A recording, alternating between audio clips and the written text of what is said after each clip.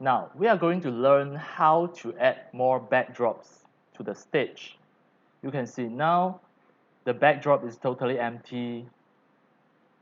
And if you want to add a backdrop, you have to click here, choose a backdrop, and add in.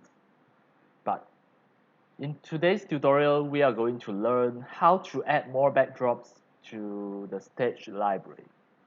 As demo, I will close everything and start a new project. As usual, I will just close it everything and open again the browser. You have to log into scratch.mit.edu.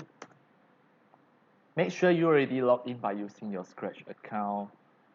I already logged in, and as demo, I will create a new file, new Scratch project. Just need to click create at the corner.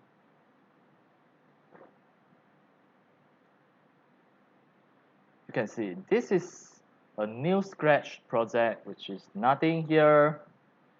Just don't have any of the program yet. Still totally empty. And now we are going to add a backdrop. The backdrop is totally empty. If I click choose the backdrop, and now I choose the bedroom 1. Now I already added a backdrop to the stage. You can see now the sprite 1 is selected.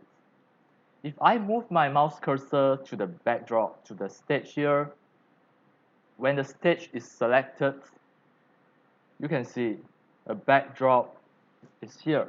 Click the backdrop, and you can see actually you only have one backdrop at the moment, and the first one is totally empty. It is totally empty, and the second one is the bedroom 1. And actually, you can add more backdrop to the library here. What you need to do is move your mouse cursor to choose a backdrop here. Let's say now if I click the colorful city, I will add one more backdrop to the library, and I add one more, the flowers. Now it changed to another backdrop. Click the sprite so that it will change back to the sprite. Now the sprite is selected. Click the code.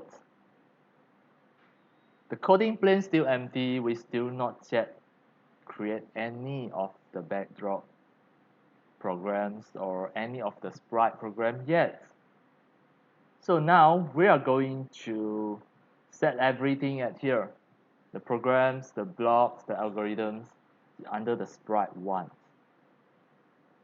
By now, you already add a few backdrops here, 1, 2, 3, 4. It's totally 4 backdrops already added to the library. And that's all. That's all about how to add a backdrop just by clicking choose the backdrop from here. First step, second step, and third step. That's all.